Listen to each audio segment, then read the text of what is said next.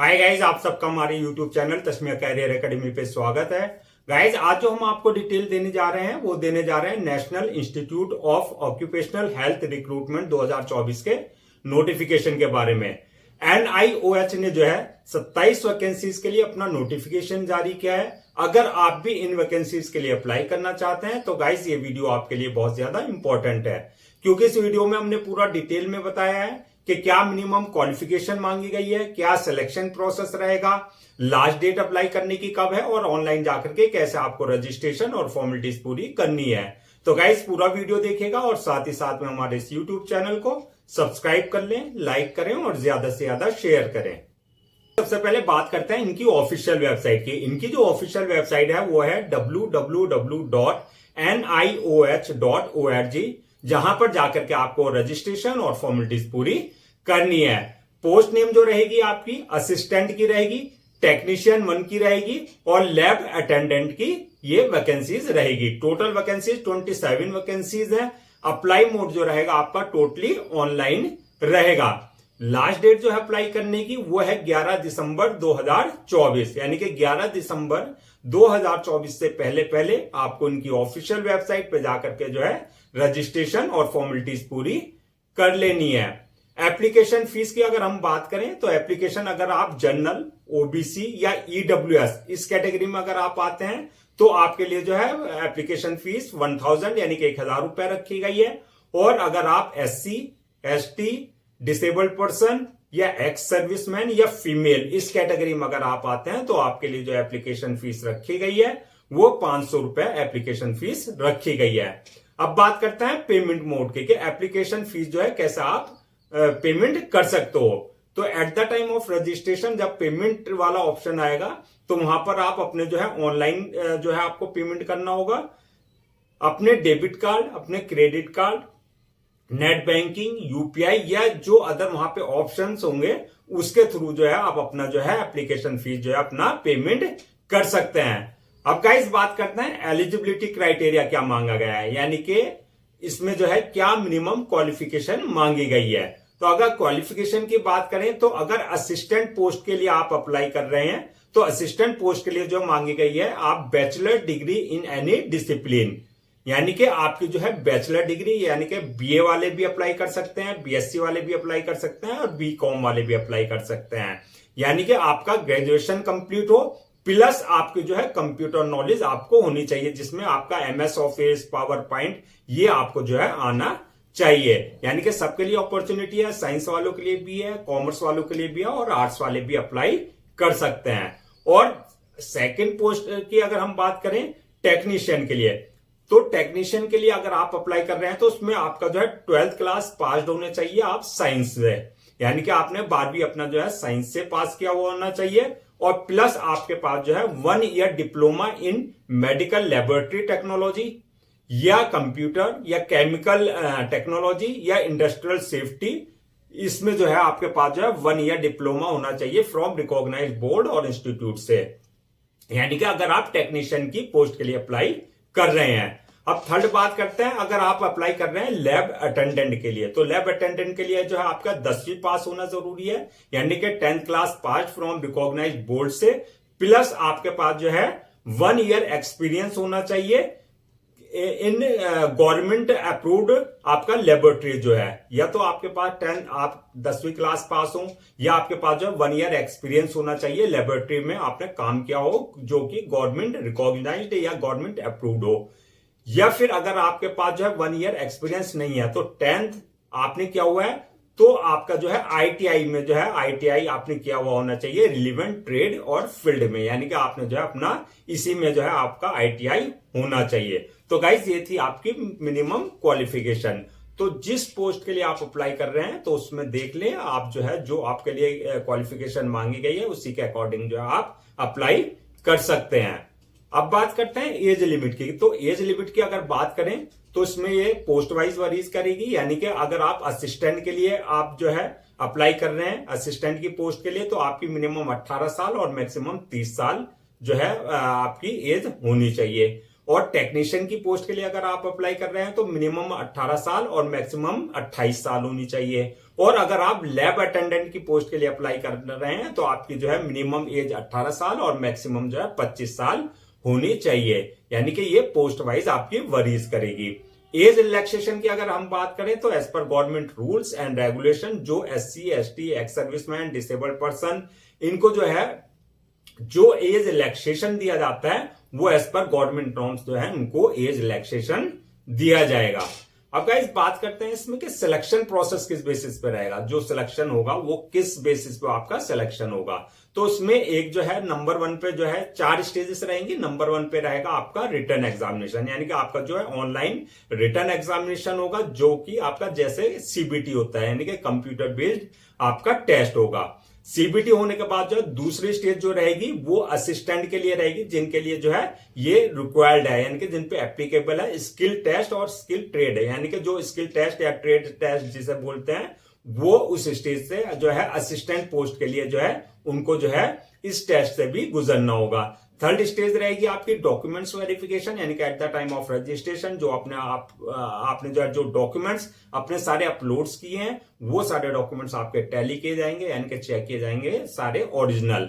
और fourth stage होगी आपकी मेडिकल एग्जामिनेशन, यानी कि मेडिकल एग्जामिनेशन में यह देखा जाएगा जिस पोस्ट के लिए आपने अप्लाई किया है उस पोस्ट के लिए आप जो है फिजिकली और मेंटली फिट हैं या नहीं है। अब गाइस बात करते हैं एग्जाम पैटर्न क्या होगा। जो ऑनलाइन एग्जाम रिटन एग्जामिनेशन होगा उसका पैटर्न क्या होगा। तो उसमें जो है आपके ऑब्जेक्टिव टाइप क्वेश्चंस होंगे, यानी कि MCQ मल्टीपल चॉइस वाले क्वेश्चंस होंगे। 2 घंटे का आपको टाइम दिया जाएगा और टोटल क्वेश्चंस जो होंगे आपके 100 क्वेश्चंस होंगे और 100 ही मार्क्स के वो होंगे। और निगेटिव मार्किंग की बात करें तो रॉन्ग आंसर के लिए जो है उसमें निगेटिव मार्किंग का प्रोविजन भी रहेगा। अब बात करते हैं नेक्स्ट की सैलरी की क्या रहेगी, आपकी सैलरी और अदर बेनिफिट्स वगैरह। तो गाइस इसमें जो है आपकी जो सैलरी रहेगी असिस्टेंट की पोस्ट के लिए अगर आपने अप्लाई किया हुआ है तो असिस्टेंट की जो सैलरी रहेगी वो बेसिक पे 35,400 से लेकर के आपका 1,12,400 के बीच में रहेगी। टेक्नीशियन वालों के लिए जो रहेगी, जो टेक्नीशियन की पोस्ट के लिए वो रहेगी 19,900 से लेकर के 63,200 के बीच में रहेगी। और लैब अटेंडेंट की पोस्ट के लिए अगर आपने अप्लाई किया तो उनकी जो सैलरी रहेगी बेसिक पे वो 18,000 से लेकर के 56,900 तक रहेगी। यानी कि आपकी जो है सैलरी जो है ये आपकी वरी करेगी आपकी पोस्ट वाइज, और जैसे जैसे आपको एक्सपीरियंस होता रहेगा वैसे वैसे आपका इंक्रीमेंट और आपका प्रमोशन वगैरह होता रहेगा। अब गाइस बात करते हैं जो 27 वैकेंसीज है पोस्ट वाइज किसके लिए कितनी वैकेंसीज रखी गई है। असिस्टेंट की 2 वैकेंसीज है, टेक्नीशियन की 19 वैकेंसीज है और लैब अटेंडेंट की जो है 6 वैकेंसीज है। इस तरीके से 27 वैकेंसीज जो है फिल की जाएंगी। कैटेगरीज वाइज अगर हम बात करें तो कैटेगरीज वाइज जो ब्रेकडाउन किया गया है आपका जो वैकेंसीज को किसके लिए कितना रिजर्व रखा गया है। जनरल वालों के लिए 11 वैकेंसीज है, OBC वालों के लिए 5 है, SC वालों के लिए 2 है, ST वालों के लिए 4 है और EWS वालों के लिए 5 वैकेंसीज रिजर्व रखी गई है। यानी कि 27 वैकेंसीज इस तरीके से आपको जो है कैटेगरीज वाइज फिल की जाएगी। अब गाइस बात करते हैं डॉक्यूमेंट्स रिक्वायर्ड के क्या क्या डॉक्यूमेंट्स रिक्वायर्ड होंगे। तो डॉक्यूमेंट्स की बात करें तो रजिस्ट्रेशन से पहले आपको ये सारे डॉक्यूमेंट्स अपने सारे रेडी रखने होंगे स्कैन कॉपी करा करके। तो इसमें सबसे पहले बात करते हैं एकेडमिक और प्रोफेशनल जो भी आपके सर्टिफिकेट्स है, जैसे 10th की मार्कशीट, उसकी सर्टिफिकेट, 12th की मार्कशीट, आपका उसका सर्टिफिकेट, और जो आपकी प्रोफेशनल है या ग्रेजुएशन की है, सेमेस्टर वाइज है, ईयर वाइज सारे सर्टिफिकेट्स, ITI का है आपका, तो सारे सर्टिफिकेट्स आपको जो है अपना स्कैन कॉपी करा करके रखने हैं।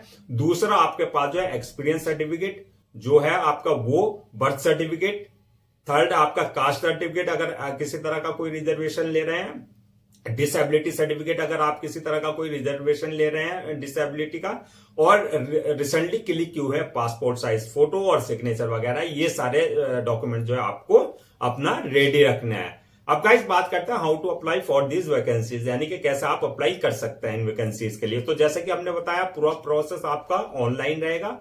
तो सबसे पहले आपको इनकी ऑफिशियल वेबसाइट www.niohrecruitment.org पर विजिट करना है। वहां विजिट करके अगर आपने इनके ऑफिशियल जो है पोर्टल पे अगर अपने आप को रजिस्टर्ड नहीं करा रखा है तो सबसे पहले न्यू यूजर पे जाकर के आप वहां पे अपने आप को रजिस्टर्ड करा लें। रजिस्टर्ड कराने के लिए आपको वैलिड ईमेल आईडी और मोबाइल नंबर चाहिए होगा, उससे जो आपको अपने आप को रजिस्टर्ड करा लें और वहां से जो अपना यूजर नेम और पासवर्ड जनरेट कर लें, यानी कि अपने क्रेडेंशियल जनरेट कर लें। और अगर आपने ऑलरेडी रजिस्टर्ड करा रखा है तो आपके पास ऑलरेडी रजिस्टर्ड क्रेडेंशियल होंगे, तो उससे आप अपना लॉग इन कर लें। लॉग इन करने के बाद जो आपको वहां पर जाकर के फॉर्म फिल करना है। फॉर्म में जो है आपको पूरी डिटेल्स फिल करनी है, जैसे आपकी पर्सनल डिटेल्स मांगी जाएगी वहां पर, name, father name, mother name, date of birth, आपकी एकेडमिक क्वालिफिकेशन, आपकी प्रोफेशनल क्वालिफिकेशन, आपका एक्सपीरियंस, जो है सारी डिटेल्स जो है आपको प्रॉपर और एक्यूरेट फिल करनी है। किसी तरह की कोई स्पेलिंग और अदर मिस्टेक नहीं करनी है।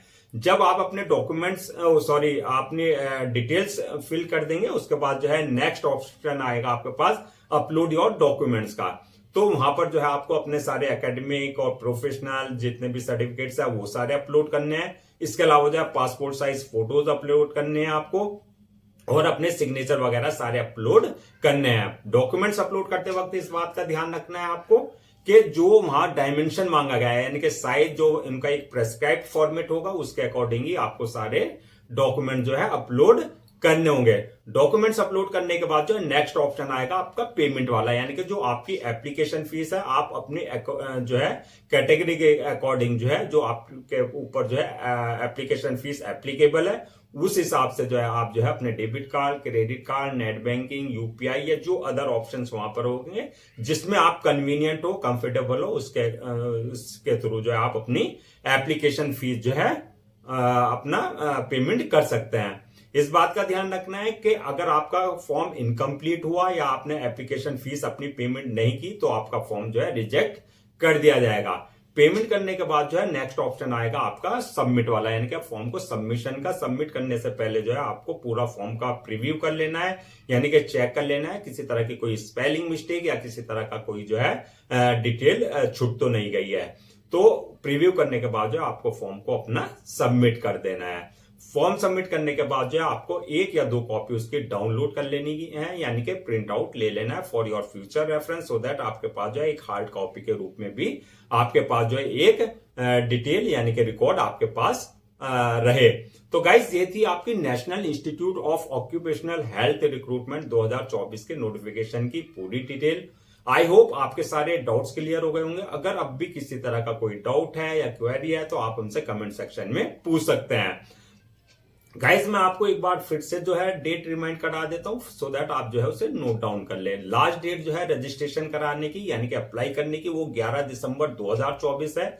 तो 11 दिसंबर 2024 से पहले आपको इनकी ऑफिशियल वेबसाइट www.niohrecruitment.org पे जाकर के जो है रजिस्ट्रेशन और फॉर्मेलिटीज पूरी कर लेनी है। गाइस, हम आपके लिए जो है गवर्नमेंट जॉब्स और गवर्नमेंट एग्जाम से रिलेटेड जितने अपडेट्स होते हैं, इसके अलावा जो है आपको जो है प्रॉपर जो है कैरियर गाइडेंस पे आपके लिए जो है वीडियोस लेकर के आते हैं। अगर आप भी चाहते हैं कि आपको प्रॉपर कैरियर गाइडेंस मिलती रहे, साथ ही साथ में आपको गवर्नमेंट जॉब्स, गवर्नमेंट एग्जाम्स के पूरे अपडेट्स मिलते रहें, इसके अलावा जो है आपकी जितनी स्टूडेंट्स के लिए जो है स्कॉलरशिप से स्कीम्स आती है, गवर्नमेंट स्कीम्स आती है, वो सारे अपडेट्स आपको मिलते रहें, तो आप लोगों से मेरी रिक्वेस्ट है आप हमारे इस यूट्यूब चैनल को सब्सक्राइब कर लें, लाइक करें और ज्यादा से ज्यादा शेयर करें।